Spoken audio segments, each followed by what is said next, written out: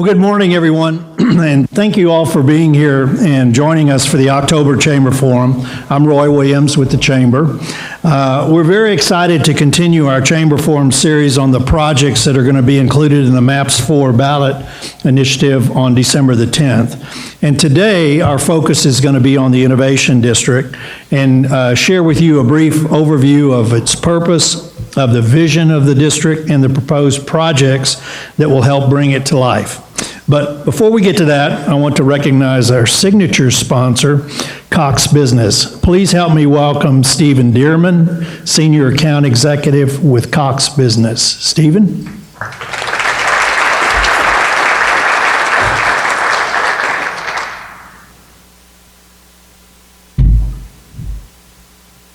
Hello and good morning. My name is Stephen Dearman, and I'm a Cox Business Account Executive here in Oklahoma City. On behalf of Cox and everyone that works with us, we are truly honored to be the signature sponsor for the Chamber Forum Luncheon today. We're especially interested in today's topic because from healthcare and hospitality to technology and research and education and energy, Cox Business customers and clients have a very strong presence in Oklahoma City's Innovation District.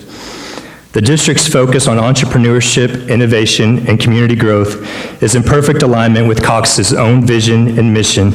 In fact, I think you could say continuous innovation is the reason why Cox has been a successful enterprise for more than 120 years. As our founder, James M. Cox, once said, it's not just about invention, it's about reinvention. Success is also about staying focused on the future, and that's what the Innovation District is all about.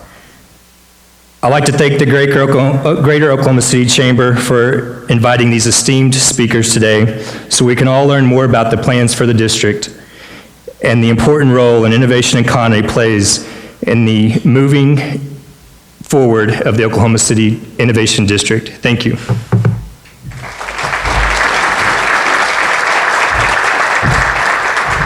Thank you, Stephen. I'm also pleased to recognize our corporate sponsor, ADG. Thank you, guys. Let's thank all of them.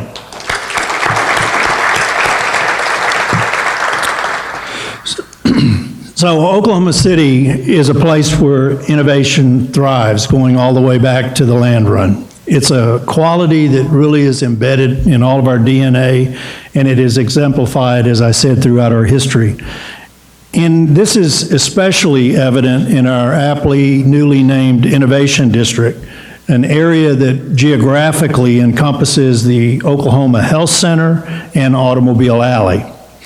In 2015, 4 years ago, the Brookings Institution and the Project for Public Spaces noticed that Oklahoma City's existing innovation infrastructure and its potential for growth. And because of that, they named Oklahoma City's Innovation District as an area of study as part of the BASS initiative on innovation and placemaking. The initiative operated under the assumption that cities will rise above their international competitors based upon their ability to innovate across industries. And Brookings and the Project for Public Spaces found that with the right investments, Oklahoma City's Innovation District has the potential to become a major center of gravity for innovation and economic development in Oklahoma City. Since their initial study of Oklahoma City's Innovation District was released, the focus on innovation and collaboration has significantly grown. We've seen very positive change. We've seen new relationships develop and build, and we've seen exciting plans set in motion to help build the innovation economy. And we're going to get to hear about those plans and the implications of those plans for Oklahoma City's economy during today's luncheon. Our community has the opportunity to continue this momentum on December the 10th when voting yes for the MAPS 4 program. The projects that will impact the Innovation District will encourage cross-collaboration across industries, connectivity between areas, and diversity and growth in the economy. So, can't wait to dive into those topics more with our panelists. But before we begin that discussion, we're going to have lunch. So please enjoy it, and we will be back shortly to introduce the panel. Thank you. Well, please continue to enjoy your lunch as we bring up the panelists to the stage. You have their biographies, they're in your program, so help me welcome first Jason Angolano, Lab and Facilities Director for Baker Hughes Energy Innovation Center. Jason. Katy, Boren, President and CEO of the Oklahoma City Innovation District. And Manu, Nair, Vice President of Technology Ventures for the Oklahoma Medical Research Foundation. Please join me in thanking our panelists for their time today. Thank you for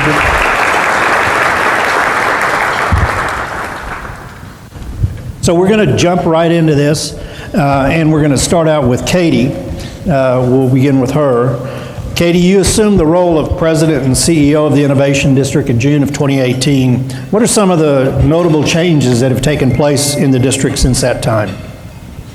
Well, the first job I had was to kind of close out the Health Center Foundation. So that took a good deal of time in 2018. 2019 has really truly been focused on the Innovation District. In this time frame, we have completed the Perkins and Will Master Plan, the land use plan. We have participated in the MAPS 4 process and are on the final MAPS proposal that will be voted on December 10th. We have put together a partnership program that launches next year for entities and individuals to kind of officially join the Innovation District and be plugged directly into the transformation of the district and all of the activities in the district. We made a new logo, we got on all of the social media platforms, we created a website. So we have been, and we hired a couple of staff people. So we have, 2019 is when we've really kind of gotten off the ground, and we are now entering a strategic planning process. So we're looking forward to the results of that. Now that we have done what we have to get to this point, it is really that time that we get to focus on the path forward. Great, thank you, Katy. One of the overarching purposes of the Innovation District is to create opportunities for the information exchange across multiple industries. So Manu, what does the cross-collaboration experience look like since the launch of the district, and how does it make a difference? In my mind, all the activity starts with a spark, right? The whole idea of an innovation district is basically to have people talk about ideas and then spark a new idea. And anything that we are talking about with regards to shared space or, having real estate development, it's all about bringing people together. And so from an innovation district perspective, a couple of things that in my own personal experience that has happened is that there was actually a program that was put in place at the GE Research Institution by the Innovation District a year and a half ago about looking at technologies that are in different sectors, imaging in different sectors, and how you can actually look at cross-pollinating these technologies to benefit each of these sectors kind of deal. And one of the most attractive things that I learned from there was actually a program in the in the FAA and the Tinker associated, in the aviation sector that actually deals with evaluation of safety of pilots. And also they did a lot of analysis of looking at air crashes and looking at what caused the crashes and stuff like that. Being from the healthcare sector, the first thing that you will think about is in looking at people's samples. You would basically draw samples from people to look at different biomarkers to look at diseases. You think that, okay, blood is the best way to basically look at it, right? Because you can actually have minimally invasive approach to draw blood and look at that. What I learned is that in a cross sector or a different sector, blood is not the most important thing, it is tissue. Because of the fact that there is no blood when somebody is completely burned in an aircraft. So what they needed were better technologies to look at sample analysis from tissue versus, in a regular healthcare environment, what we think about is improving technologies to look at better analysis of blood. And we had technologies that are being developed in OMRF to look at better tissue evaluation analysis, to get better results. And we sparked a collaboration discussion right there. So if you look at bringing people together and in an environment like this and have a discussion about, what you're doing versus what we are doing and what technologies you use, that would spark collaborative discussions, and that's what has happened in our case. And we went for a visit, learned what they were doing, and it was a fantastic experience. So from a initiation perspective, I see a lot of promise associated with that. Great real-time example. Jason, you're in sort of a non-bioscience related entity in the Innovation District. How are you seeing industries work together in ways that maybe you haven't seen before? So for a lot of what we do, it can span multiple industries. So currently we have product lines that go from aviation to healthcare to the power industry all the way to regular industrial sensors. But what we've noticed working in the Innovation District and in the area is there's a sense of collaboration where if I need to use a CT scanner because it has a little bit different software than I do, we can make a connection through our CT scanner, the people that actually fix it, the technicians, and we'll go on over to the hospital and they'll let us bring rocks over and throw them in their CT machines. So it's the speed to answer the questions that's been wonderful. And then being able to draw from those questions, you build a relationship and you ask those, hey, how are you using it differently than we are? And what are your hurdles? So those technologies can get broadened and you find little pockets of efficiency improvement and ways that we can bring new technology to other markets and learn from each other. So that's been the most rewarding part, isn't the broad strokes, but those little shining stars of, hey, we just saved 2 weeks because we didn't have to fly to Iowa or somewhere else to do this one test. Scanning rocks sounds kind of interesting. It is very interesting. Back to you, Manu. How's the work of the Innovation District different from other components of entrepreneurial ecosystem? And what other components does Oklahoma City need to invest in order to see our startup culture really thrive? One of the most important things that I see Innovation District can do is to basically bring different silos together.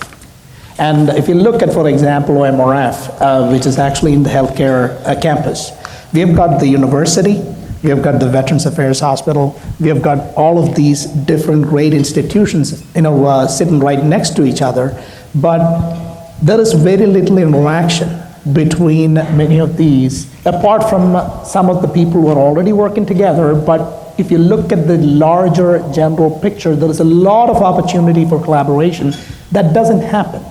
And bringing those people together, and because let me actually be frank, a lot of scientists, they live in their own world, and they're in love with their own work, and they actually sometimes do not see beyond their laboratories.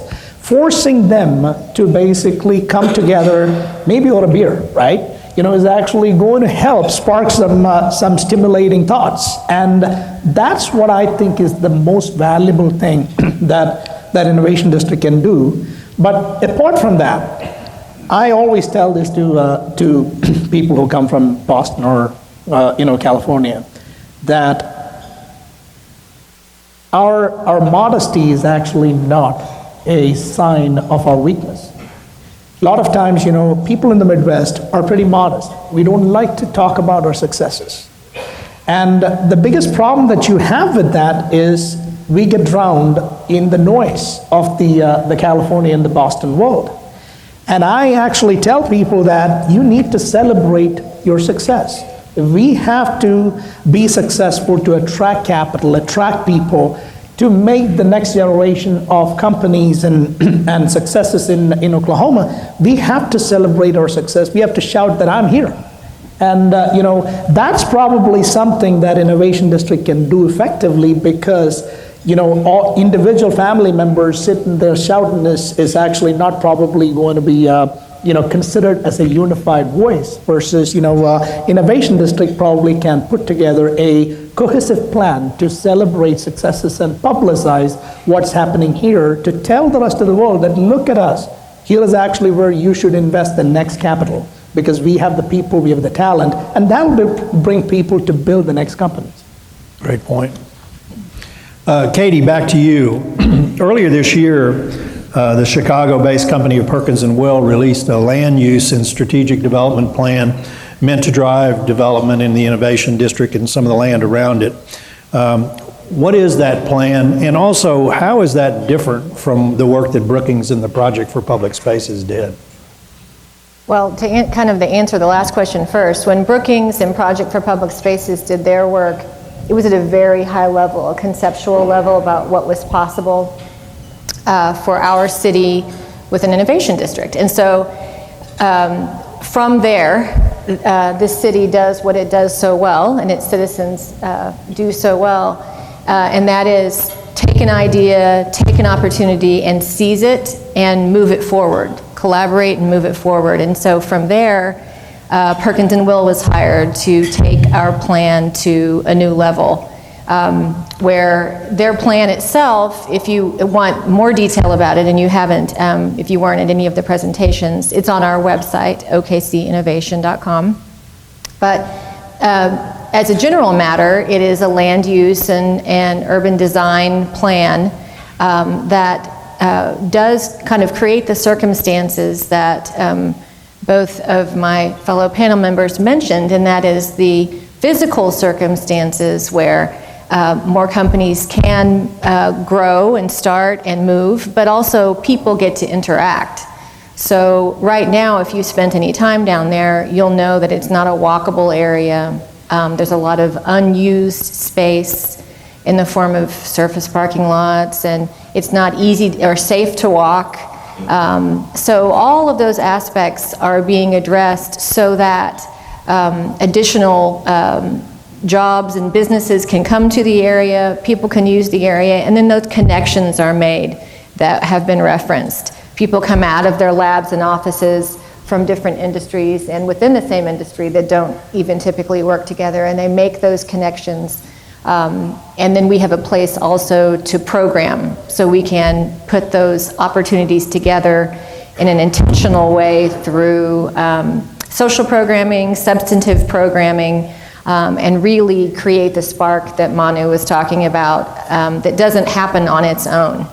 Just very rarely does it, and there are so many opportunities to come that with the efforts behind the Innovation District, it's going to be remarkable what we see across industries in these areas that they are all working in, and all from a different vantage point and to a different end. But as soon as they start collaborating, not only does it propel both of their efforts that they're currently engaged in, but it creates an entirely new opportunity for new ideas, new companies, new jobs, new patents. So, Thank you. yeah. The proposed MAPS 4 program will give the residents the opportunity to invest in innovation. So I'd like for all the panelists to discuss what the very specific projects are in the Innovation District, and really how will they accrue to a benefit. And Katy, we'll start off with you by discussing what will be the impact on the Innovation District in the passage of MAPS. It will definitely accelerate our efforts, definitely accelerate the possibilities that are before us by creating that spark, that initial activity that really activates the area and the people in it. The MAPS 4 is, do you want me to go into the different components of our MAPS, our piece of MAPS 4? Okay. As you know, there are 16 wonderful pieces to the overall MAPS package. Ours is comprised of an innovation hall building that will be kind of the public house of innovation, the Switzerland where, Manu referenced people being territorial over their subject matter or their expertise or whatever innovation they're working on their own. We bring people together in this space, and it doesn't belong to energy, it doesn't belong to aerospace, it doesn't belong to health sciences, and so we program it with opportunities, experiential opportunities for these people to work together. We will have STEAM learning academies, workforce development opportunities for upskilling and reskilling. We really want to put people in the pipeline to support these industries that we are working to push forward through this new innovation economy. So we want the people to be there to take the jobs that will be produced through this effort. We're anticipating close to 7,000 jobs being produced in the Innovation District. There are currently 18,000 people who work there now. So helping generate the interest from our youth and the exposure by the young people into the Innovation District through tours and through internships and apprenticeships, help teachers get to experience STEM jobs. Those are all the things that come from that hub, that Innovation Hall. As many of you know, right now 10th Street is the bridge that crosses 10th Street is not pedestrian friendly or scooter friendly or bicycle friendly. So we're hoping to expand that bridge, for example. A lot of the connections across 235 are really challenging. Another aspect that started with the Innovation District is renovating Booker T. Washington Park, which is east on 4th Street, east of Lincoln. And it's a really beautiful space that the community uses and will be completely renovated. And lastly, but my personal favorite is the Henrietta B. Foster Center at 4th and Lincoln, and it is a YMCA built in 1951 that has evolved over the years, has been renovated and used by community members and neighborhood members for many purposes. And we, with the new Douglas Community Center and Rec Center that will eventually be completed, this is being used currently for a rec center, and so we wanted to make sure that it continued to have a really big place in the community, and we want to make it a minority small business and entrepreneurship center that focuses on minority small businesses and business training and business development, incubation, and it's modeled after actually a place in Philadelphia called the Enterprise Center that is very, very successful and gives really comprehensive help to small businesses. So that is the fourth piece of our MAPS project. Right, thanks, Katy. We want to get into each one a little bit deeper, and I'll start off with Manu. Katy mentioned the Innovation Hall, and that would be a central place where innovation boosting activities would be facilitated. Share with the audience why shared space is so important in an innovation economy, and then also what's the benefit to companies to having an innovation hall as part of the district? So a lot of people don't like change. And the honest fact is that Perkinsonville is actually the same architectural firm that actually did the OMRF Research Tower. And they had an open floor plan. At the time, a lot of scientists were basically like, oh, I just don't want to basically be in an open space. I just can't have people hear what I am doing or talk. And so there's always these privacy concerns, right? Fast forward 10 years, they love it because they know what the other person is doing.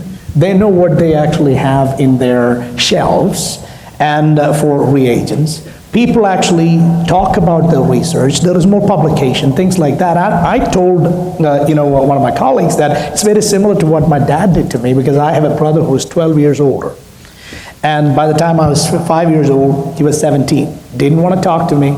He just didn't want to basically have anything to do with me. He has friends coming to home, and I'm this kid sucking my thumb and walking around, and he's like, oh, that's my brother. And my dad said to him that, hey, from today, he's going to sleep in your room, and you'll share a bunk bed. And guess what? I have the most fantastic relationship with my brother since then, and I owe that to my dad for basically forcing us into that single shared space. And I'm telling you that, that works. People actually do not like to share space, but that works. It's actually a forced marriage. And and I am telling you that is what happens. And it is not unique to our innovation district. Take an example of, Boston. Flagship Ventures actually has the flagship laboratories. They are sharing space, I believe, with companies like AZI and Pfizer and all of those folks. And the University of California, San Francisco now has a shared space program that they started. I don't know what's happening with it, but was with Pfizer, where they basically were doing a program called Center for Translation Initiative, where Pfizer, investigators would basically co-localize with the academic investigators to cross-pollinate ideas. It works. So I actually think that is a great idea. It has worked for OMRF. I think it'll work, and that is where the value of Innovation District, shared space would basically come. You're going to donate your bunk bed to the... I gave it to my son. Thanks. Jason, as Katy mentioned, MAPS 4 includes funds for increasing connectivity by improving the 10th Street Bridge over I-235, as well as other connectivity. Tell us why that's important, and how does the current physical divide isolate the district, and how will these improvements help that? Well, there's a number of reasons that it's going to be very impactful. First and foremost, it's safety. When we opened the facility a couple years ago, we bought bikes for everybody. And it was like, hey guys, you live in a great area and we work in a great area. Let's enable you to go places. We took them out twice, maybe 3 times, and then nobody rode them. It is scary to cross 10th Street on a bike. To go to Hideaway or downtown for lunch is desirable, and we do it all the time, but go to get everyone riled up, get in the car, go find a parking spot, you end up wasting a half hour getting to and from, and that little bit is done just because we can't walk the 3 or 4 blocks over to get food. It is a physical barrier that we're going to bridge, and metaphors aside, that's exactly what we're trying to do. But on the flip side of that, it's drawing people in, the foot traffic. We want people to feel invited to walk around our building. Right now we have a lawn out front, and a lot of people from the facility go around and they'll walk at lunch and talk and mingle. We have a gate and a fence and nobody comes in. We've actually encouraged people to come into our cafe at lunch. We've opened it up to the Department of Commerce, some local businesses, because we want that kind of influx. We want people to come over, say hi, talk, make us a part of their day as much as it is to see them. And that kind of the enabling attitude is what we're really looking for. On the flip side, you've got OSSM right across the street. We typically do mentorships with some of their students. It is kind of we worry when they bring buckets of stuff over and we help them build and we have to walk it back over.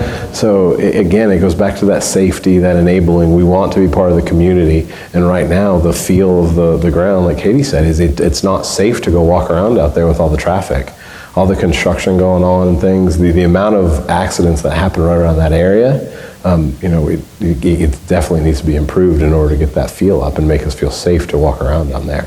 But the flip side, it's get to know your neighbors. I mean, that's at the heart of what we really want to do. We want to know everyone around us. We want to improve the quality of that. Great, thank you. Katy, you mentioned this, and that was the proposed improvements to the Henrietta B. Foster Center. Tell us a little bit more, though, about the vision for that center and how it would invest in minority-owned small businesses. Well, as I referenced, it's modeled after a place in Philadelphia called the Enterprise Center. So it gives really comprehensive support to small businesses. Part of, to kind of continue with Jason's thought on bringing people together, we've talked a lot today because of the nature of what everyone does about, creating opportunities for collaboration and interaction between one building and another building, or one business and another business. But part of what we, the Innovation District, different from the businesses, what our goal is to bring people together, right? So whether they work in one industry or another, or one business or another, our goal is to bring residential and commercial together, because that area is built of both. It is different than maybe a downtown. It has an entire northeast residential part to it. So when we're working on creating jobs. We're working with Northeast Oklahoma City. When we are talking about volunteering at schools, we're talking about Northeast Oklahoma City. Talking about walkability and all the things we're talking about improving for connectivity and lighting and sidewalks. We're talking about connecting the people who live and work there also. So that is something that is unique to our organization. Creating the opportunities through programming so people feel free and interested and welcome to walk and be a part of all of it. The other possibility too is that we work with the schools and get the internship programs and apprenticeship programs. There's a lot of opportunity from a physical perspective to change things, but also from a programming perspective. And the Henrietta B. Foster Center is an example of focusing on a real need for support for small businesses, and in particular from Northeast Oklahoma City, and because any small business is struggling, but that's a great location, right centrally located, and a historic building that we think would be really a great effort to plug into and bring everyone together from the community aspect and also, like I said earlier, the jobs that will be created and flowing in from Northeast Oklahoma City for workforce opportunities is living and working in close proximity. I mean, the opportunity to live near where you work, so you don't have to have a car if you don't want to have a car.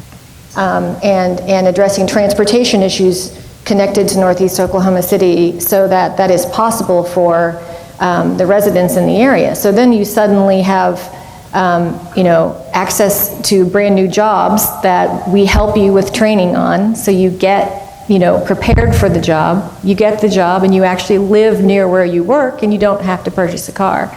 So creating wealth in families that way too. So there's a lot of upside that I could spend a lot of time on, a lot of layers to what we're doing that are going to positively affect a lot of people in addition to businesses.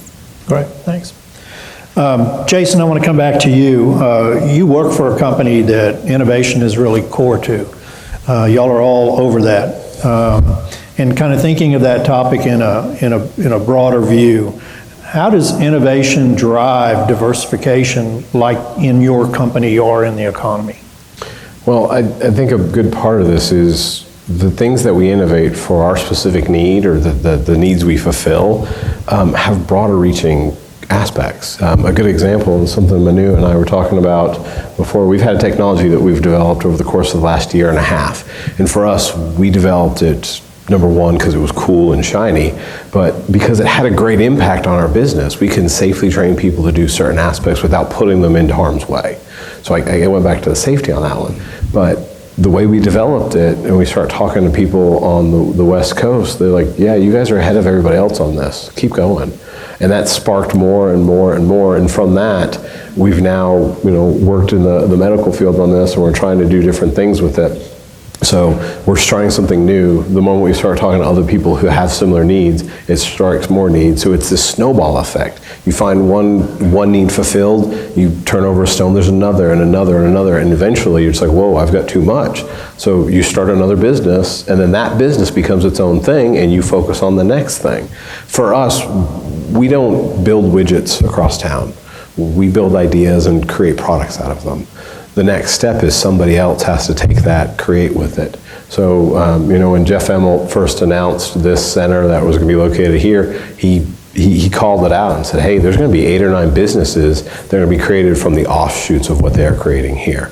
And we're seeing the start of that. All this technology we created that's never been done before, we are a percentage of the market for it. So the more that we have these technologies grow, and the more people around that are needed, and the sponges that soak them up, the more people will use them, and it just becomes that snowball effect that we talked about. And that's exciting to see, because a lot of our stuff, some of our businesses, we make, say, 100,000 sensors. We only utilize 10% in the oil and gas industry. The rest go into formula cars or airplanes and all over the rest of the industry, not just oil and gas. but they populate from different industry to industry. And how do you know that that's there right in your backyard unless you talk to people and understand what people are doing? And that's that sense of community. I was just going to add to that by basically saying that, without the Innovation District and its interactions that has been happening, Jason or Taylor wouldn't have basically called me up and said that, hey, Manu, we've got a fantastic technology that actually is looking at doing virtual reality to do simulations for places that we can't reach. And just let's imagine that you're doing a deep sea drilling and you have to basically simulate that, and you can actually do that sitting in your office before you send your divers in, right? Yep. And we are trying to convert that into healthcare space. By the way, we don't know anything about healthcare space. Can you help? And I said to Taylor that, yeah, that's all that I know. I don't know, the other space. That's exactly what this is supposed to be. And without having that conversation, and now we are in discussions with some of the major players in the healthcare space to basically how we can translate this into healthcare. And so that's in my mind the core of Innovation District from a business perspective. And then from an ideation perspective, it would basically be at the creation stage by people who can cross-pollinate and think, which would be their scientists and ours. Yeah, well, I could go on about more really interesting, cool examples that have happened as a result of the Innovation District and the people we've put together that sound a lot like those. They're just completely fascinating. I think we should think about having one of these in a couple of years and just talk about that. All of the things that these industries, as soon as they meet up and as soon as they talk, create, solve the problems they're facing, and problems they weren't even thinking of, and products they weren't thinking of, and solutions. It's just, I think that would be a fun day. Great idea. No pun intended, but let's drill a little deeper into this subject. And Manu, I'm going to ask you to do that first. We've seen all the diversification occurring in our economy. We've seen the increase of innovation. We're beginning to understand resources that are needed to make these sort of shifts. So from your perspective, because you're more in the life science area, how's growing a life science company different from growing, say, a software tech company? And how are the resources that are needed for both different? The difference is actually probably the difference between a sprint and a marathon.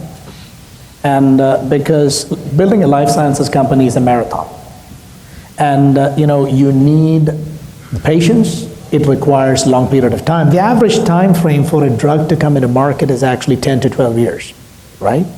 And you have to have trained hands to basically do those companies for that much period of time with millions in investment to get there, versus a software company, a smart technology savvy entrepreneur techie can actually use a computer, sit in his home, and basically create the software platform probably with minimal investment. So the investments are high, the timeline is longer, the returns probably are significantly higher too than a software company. But what I always tell people is that what you have to think about is, where do you think the maximum inflection point is?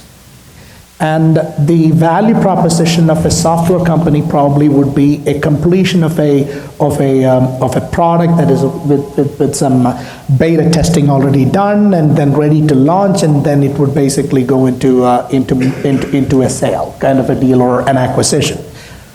For a pharmaceutical or a drug development approach, we don't have the money here or the resources in Oklahoma City to do a phase 3 clinical trial with 3,000 or 4,000 patients and an $800 to $1 billion investment in it. At this stage, it will come if we are successful. At this stage, to get to that.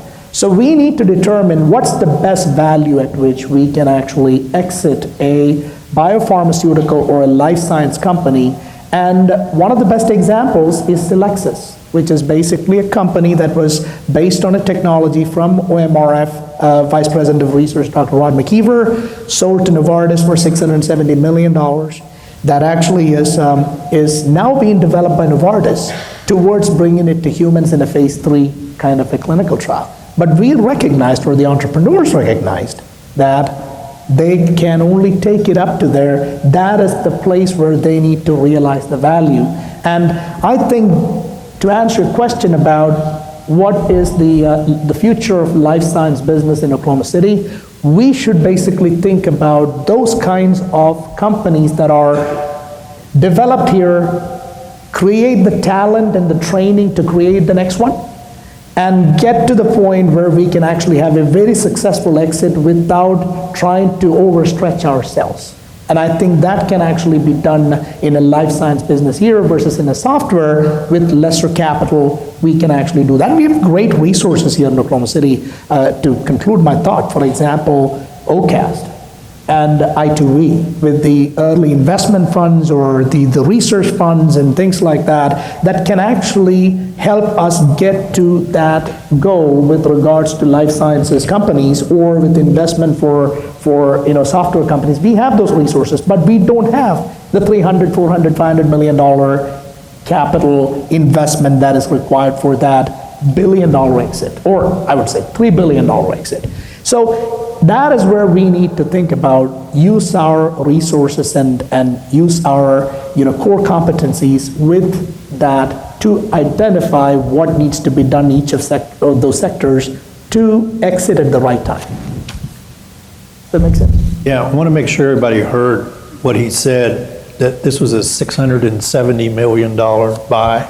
It's not a bad way to spend your day. It is. So we've been talking kind of geographically about the Innovation District, so I want all of the panelists to weigh in on this.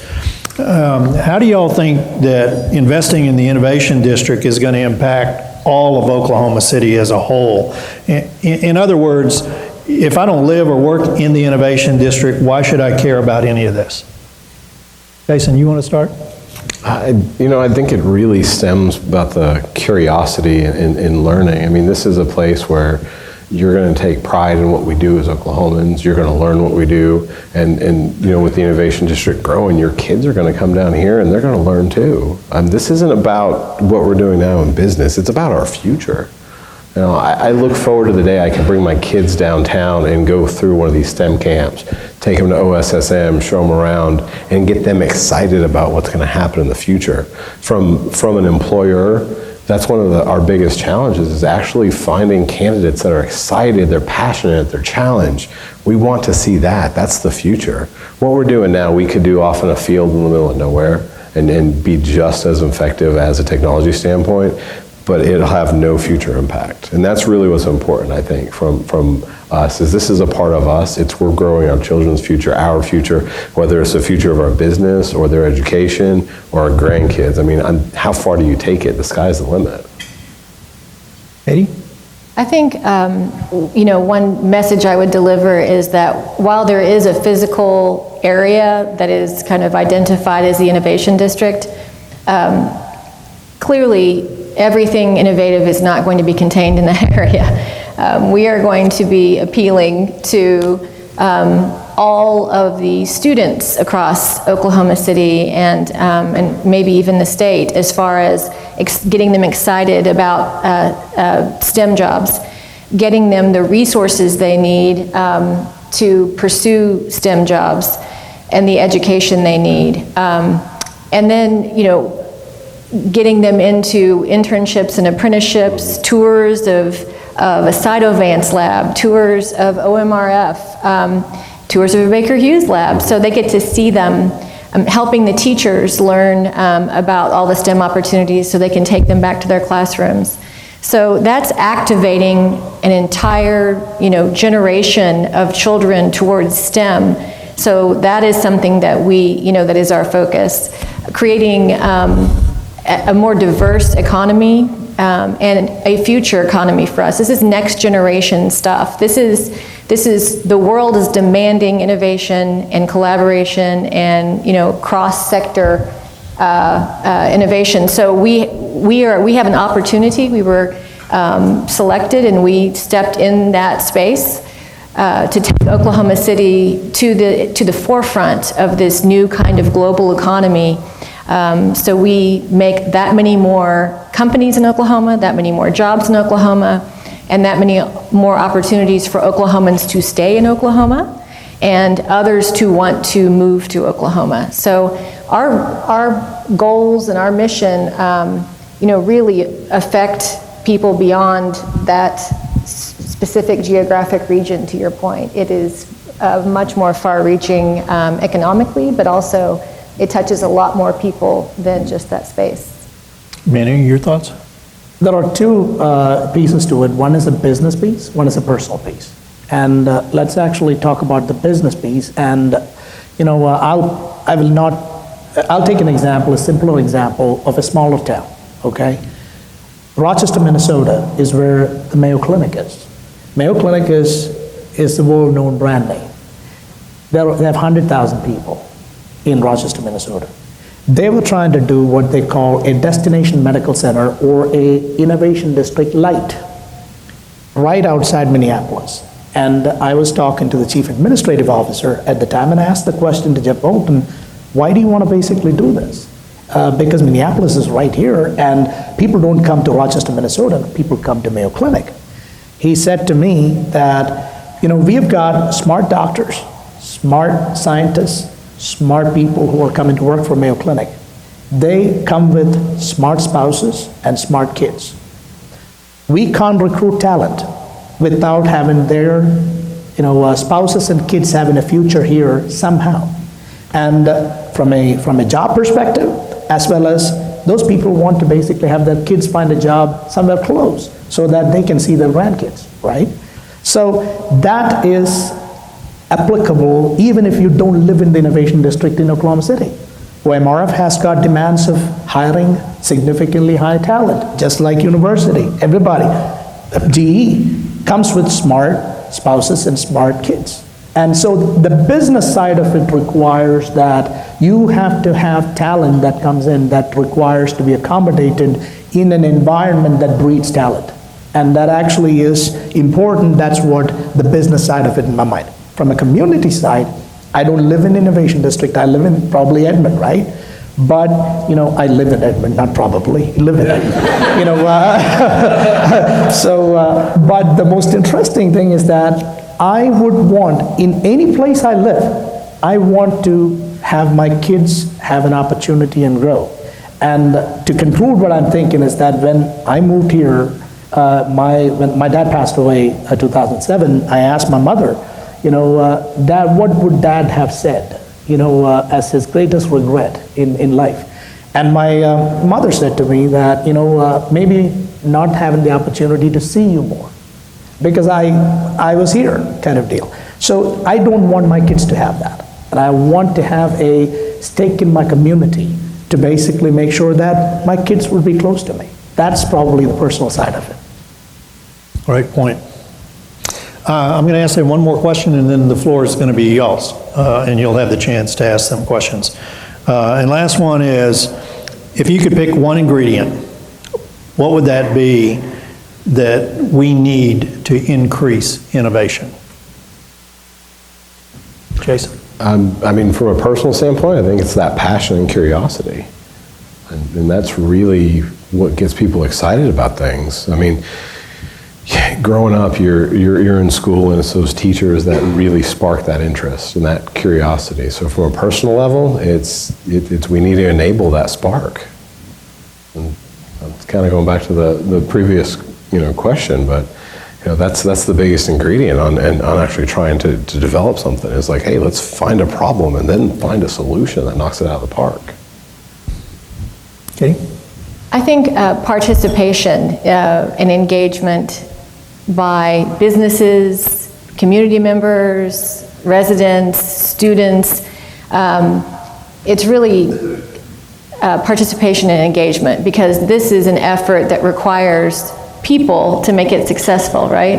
They have to come together on an idea, they have to come together as a community. So this is really about people, and so the engagement into our partnership program, if it's you attend our conferences, you participate in tours in the Innovation District, In anything that you can do, vote on obviously on December 10th for the MAPS program, but supporting the district and having people show up, physically show up, participate, help plan the content of our programming, those are the things that will make this successful.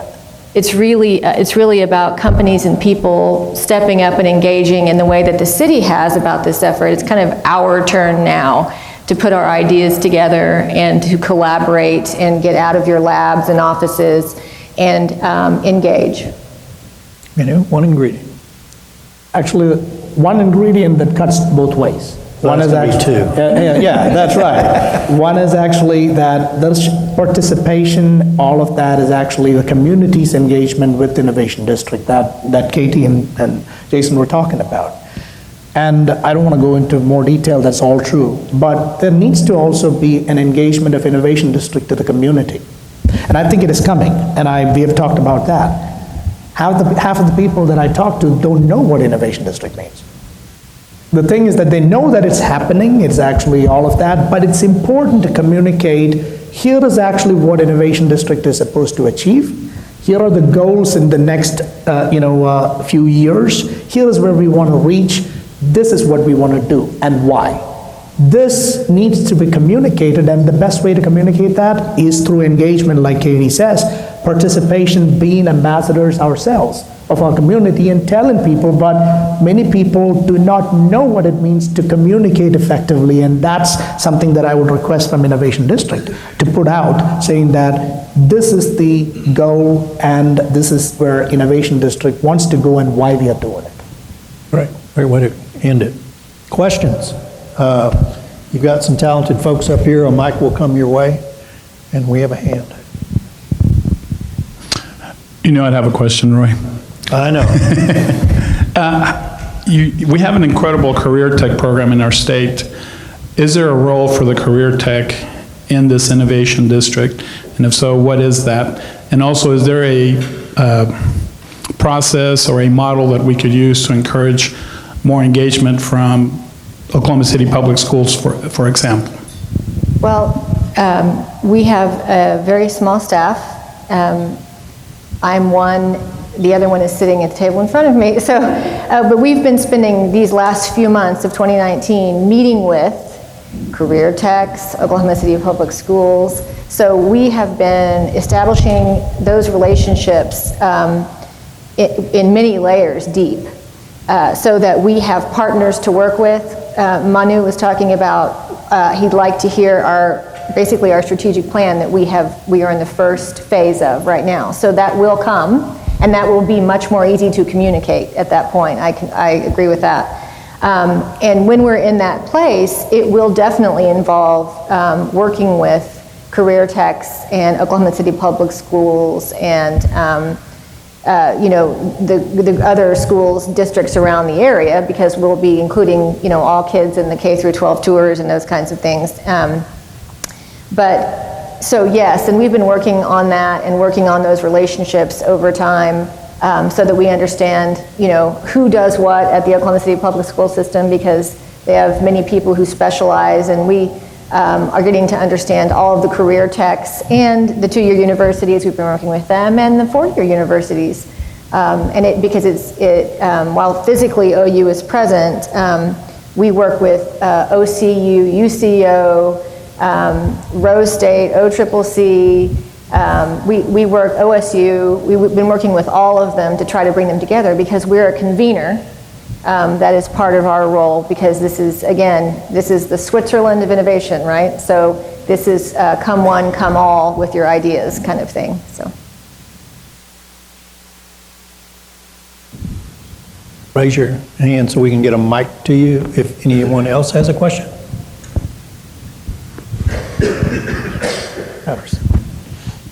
Katy, you mentioned additional access, transportation-wise, and have you had any discussions about extending the streetcar up to the Innovation District and perhaps even further out? I think that's something that, I know it's something that Perkins and Will looked at, for example, and Nelson Nygaard, their subcontractor that focused on transportation issues. I know that's something the city's looked at. I'm not familiar with all of the details as to what that would entail, cost-wise, effort-wise, what order of priority it is among other streetcar initiatives or other transportation initiatives. I'm afraid I can't speak to that. I know it's been evaluated, I just don't know where it currently sits.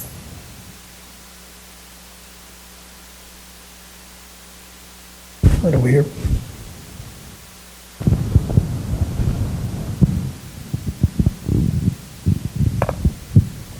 Manu, in the 15 years that you've been at OMRF, how have you seen the technology and ideas change as the city's evolved, and how do you think those ideas could continue to evolve in the next 15 years, especially if we get these projects completed with the Innovation District? So, there is an important switch from going external to basically looking internal, and I'll explain that in a different way. OMRF, if most people do not know the fact that OMRF has had wildly successful companies, like for example, Alexion Pharmaceuticals. It's a $28 billion company. Was started by OMRF. The drug is from OMRF. 2 entrepreneurs came here. Guess what? It went to Connecticut, and the company was established in Connecticut. People think that it's actually a Connecticut company, but it's from Oklahoma. And when I tell people, people are like blown away. And same thing like Crescendo Biosciences, started here, went to San Francisco, sold for $270 million to Myriad Genetics, again an Oklahoma company. The focus has been to basically get the technologies where you actually have the ability to succeed because of the money and the talent. Now, at least we are basically, because of the fact that the city has grown, there is actually a better, there is actually more influx of people who are experienced to come in here in Oklahoma City and have been establishing their life here. We are looking internally to start, and I'll give you a good example. Alexion CSO was actually Dr. Russell Rother. He left Alexion, and he's from Oklahoma, came back to Oklahoma, along with his business partner, Dr. Scott Rollins, started Selexis with us and sold it for $670 million. So now, the difference is that all the companies left. Now what we are basically looking at is internally trying to find the talent in Oklahoma to get to the inflection point that I'm talking about. To get to technologies to the inflection point where you can build the company to get the maximum value, at the same time have enough people trained in these companies under these experienced hands to build the next generation of companies. So to answer your question, we never had the opportunity to build Oklahoma companies or develop technologies to the extent that it can have value to the community as well as to the state, other than the monetary value that we would get from those companies becoming successful in the future in another place. Now we are looking to have those here in the Innovation District if we can. So that's the key difference that I see in the 15 years. All right. We can take one more question if anyone has one out there. Seeing none, help me thank our panelists.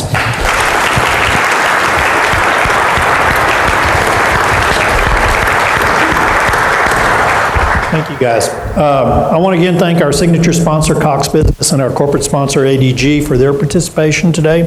As we discussed earlier, Oklahoma City residents will get to invest in programs to encourage innovation and increase the diversity of our economy as part of the MAPS 4 program. December 10th, residents will vote, and we want you to vote yes, because there's a lot of neighborhood and human needs and a lot of quality of life initiatives and job creation opportunities. So we'd love your support. And to that end, you can visit loveyourokc.com to join the coalition, to volunteer, and to learn more about the campaign. We hope you'll join us next month for our November forum, which will conclude our forum series for the year with a panel discussion on the MAPS 4 proposed investments in parks, in transit, and in beautification. This will all take place right here next month on Wednesday, November the 20th. And you can learn more about that at www.okcchamber.com/November Forum. Remember that. We also want to make you aware of our newest professional development event that the Chamber is putting on, and it's called Elevate. 1 week from today, on October 23rd, you can hear from 3 keynote speakers, experience 48 different breakout sessions, and network at the Elevate After Party, where you can sample bites and brews from Oklahoma's best caterers and restaurants. We know our companies need more opportunities to invest in professional development and soft skills for their employees, and this is what we believe might be a partial answer to that need. So you can register at okcelevate.com. Thank you all for being here, and we are adjourned.